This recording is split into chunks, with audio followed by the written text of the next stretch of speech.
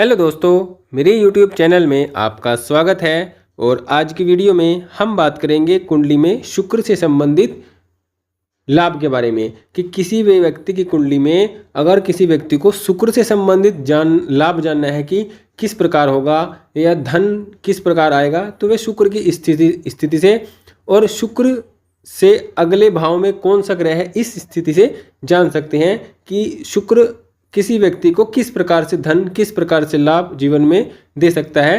इस बारे में जानने का प्रयास करेंगे। वीडियो अगर आपको अच्छी लगे तो प्लीज़ वीडियो को लाइक करें और चैनल को सब्सक्राइब जरूर करें। देखिए, कुंडली में आज के समय में अगर हम बात करते हैं तो जीवन में सुख सुविधाएं और धन और भौतिक सुख, इन सभी की जो महत्ता है वो बहुत अधिक बढ़ गई है।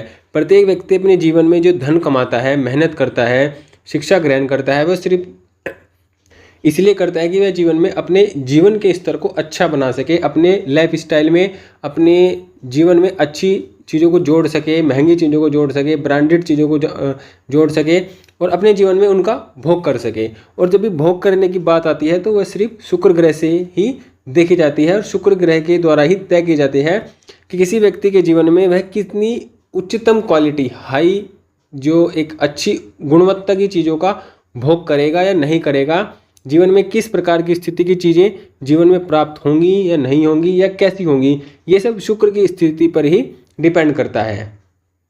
शुक्र के बारे में अगर हम बात करें तो शुक्र तुला राशि और वृषभ राशि का स्वामी होता है, जिसमें तुला राशि मूल त्रिकोण राशि और जो वृषभ राशि होती है ये साधारण राशि होती है। मीन राशि शुक्र की उच्च की राशि होती है और कन्या राशि में शुक्र जो होते हैं वो नीच राशि का फल देते हैं या सबसे खराब फल देते हैं। लेकिन शुक्र की स्थिति और शुक्र से अगले भाव में ग्रह की स्थिति व्यक्ति के जीवन में उसके धन के स्तर को बताती है कि शुक्र से अगले भाव में जो भी ग्रह होगा व्यक्ति के जीवन में उसी प्रकार का धन, उसी प्रकार का सुख, उसी प्रकार की चीज़ें व्यक्ति को जीवन में प्राप्त होंगी और उन्हीं से व्यक्ति का जीवन में मान सम्मान, धन, सुख, समृद्धि बढ़ेगी। यह भी एक सूत्र में होता है। तो हम सभी ग्रह की बात करते हैं जो शुक्र से अगले भाव में होता है। मान लें किसी व्यक्ति की कुंडली में शुक्र नवम भाव में है, किसी भी व्यक्ति की कुंडली है और शुक्र किसी भी भाव में हो, हमने यहाँ पर नवम भाव को कंसिडर किया है, लेकिन आप किसी भी भाव में इसको मान सकते हैं। आप अपनी कुंडली खोलिए और देखिए कि शुक्र से अगले भाव में अगर सूर्य है, अगर ऐसी स्थिति है, ये स्थिति यहाँ पर भी हो सकती है, ये स्थिति ऐसे भी हो सकती है कि यहाँ पर शुक्र हो और यहाँ पर सूर्य हो, या यहाँ पर शुक्र हो और यहाँ पर सूर्य हो। तो मतलब कहने का मतलब ये कि जो सूर्य हो वो शुक्र से आगे हो, किसी भी भाव में हो। अगर किसी व्यक्ति की कुंडली में इस प्रकार की स्थिति बन रही है तो ये जीवन में जो स्थिति होती है, क्योंकि शुक्र यहाँ पर क्या करते हैं, अगले भाव के फलों को बढ़ा देते हैं। अब अगले भाव में जो राशि होगी उसके फल भी व्यक्ति को बढ़े हुए मिलेंगे और अगले भाव में जो ग्रह होगा उसके भी फल व्यक्ति को जीवन में सकारात्मक और बढ़कर मिलेंगे।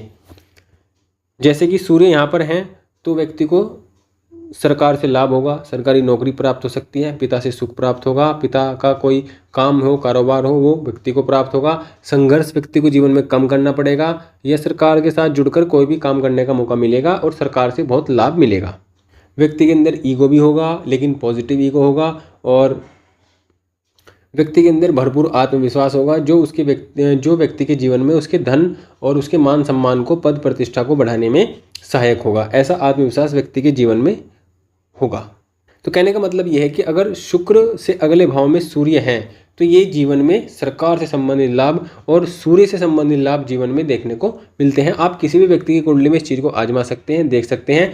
अगर किसी व्यक्ति की कुंडली में शुक्र से अगले भाव में सूर्य है तो ऐसे व्यक्ति जरूर सरकार से जुड़कर काम करने वाला, पिता से जुड़कर काम करने वाला, पिता से सहयोग पाने वाला, पिता के साथ अच्छे संबंध वाला देखने को मिल सकता है।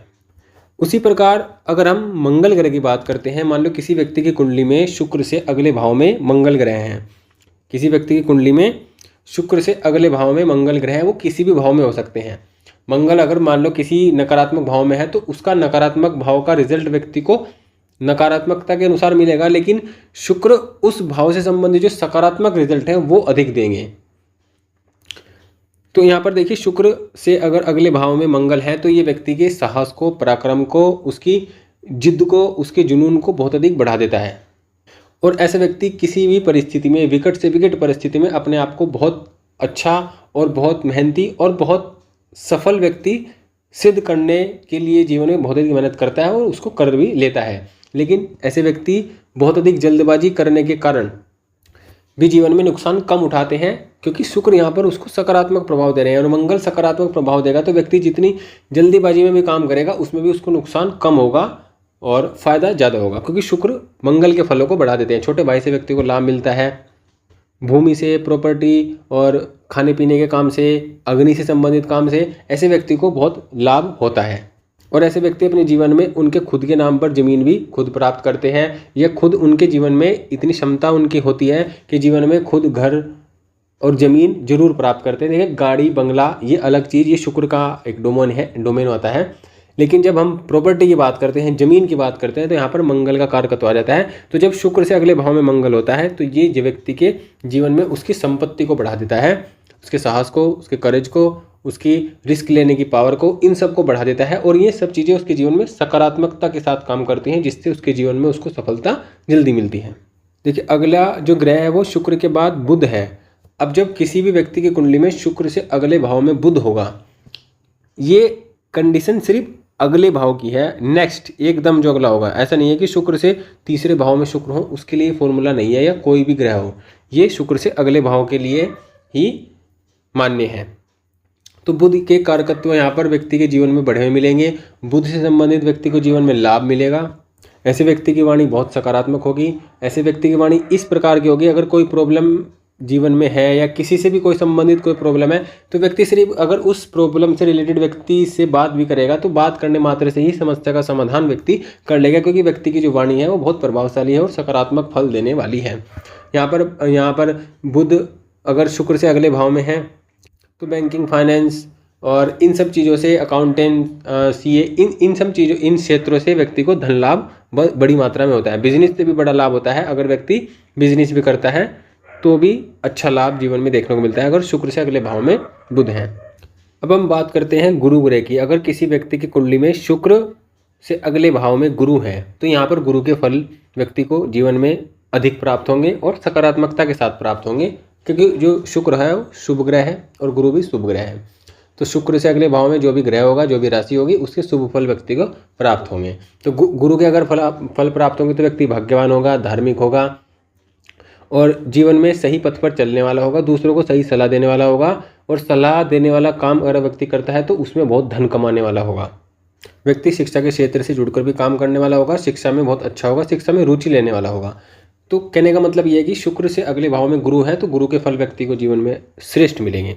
इसी प्रकार अगर हम शनि की बात करते हैं तो यहाँ पर व्यक्ति को शनि के सकारात्मक फल मिलेंगे, जैसे कि व्यक्ति को मेहनत कम करनी पड़ेगी, क्योंकि शनि जीवन में संघर्ष बहुत कराते हैं, मेहनत बहुत कराते हैं और बहुत मेहनत कराकर व्यक्ति को फल देते हैं।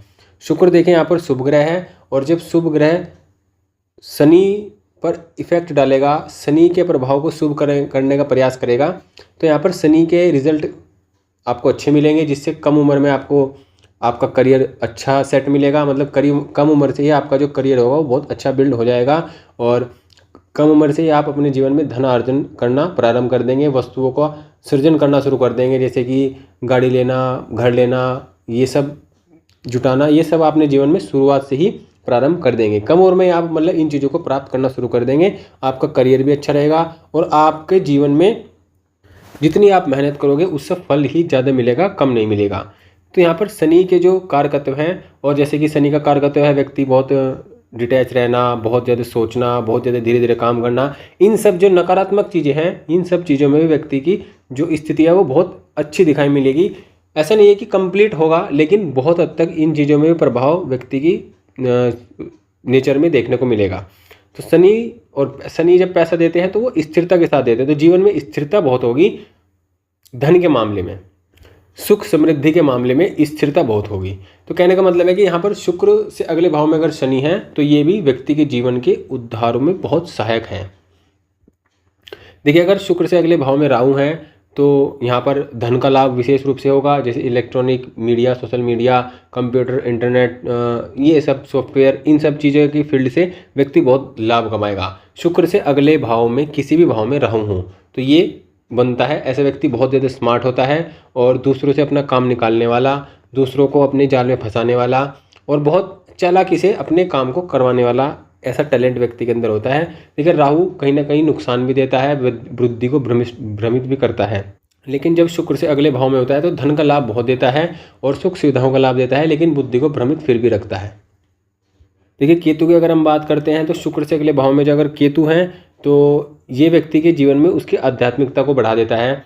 और केतु देखिए ध्वजा है, मंगल के समान फल देने वाला है, तो व्यक्ति ऊंचाइयों को जीवन में प्राप्त करता है। अगर शुक्र से अगले भाव में केतु है तो व्यक्ति अपने जीवन में श्रेष्ठतम ऊंचाइयों को प्राप्त करेगा, चाहे वो किसी भी क्षेत्र में हो, किसी भी जगह पर हो, उसके जीवन में उसकी ऊंचाइयां उसको प्राप्त होंगी।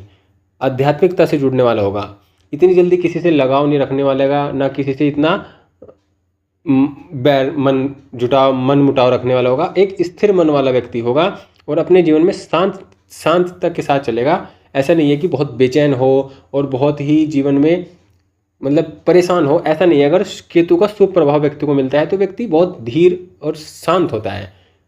जब इसका नेगेटिव इफेक्ट होता है तो व्यक्ति बहुत ज़्यादा बेचैन रहता है और व्यक्ति को समझ में नहीं आता कि बेचैन का क्या कारण है।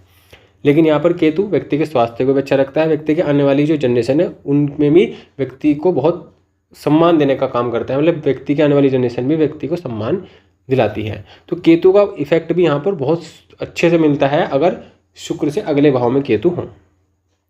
तो इस प्रकार आप अपनी कुंडली में देखिए कि शुक्र से अगले भाव में कौन सा ग्रह है और उसी के अनुसार आप अपने जीवन में उस ग्रह को मजबूत कीजिए, जिससे वह ग्रह आपको बहुत अच्छा लाभ दे और आपके जीवन में उन्नति और समृद्धि और ऊंचाई का कारण बने।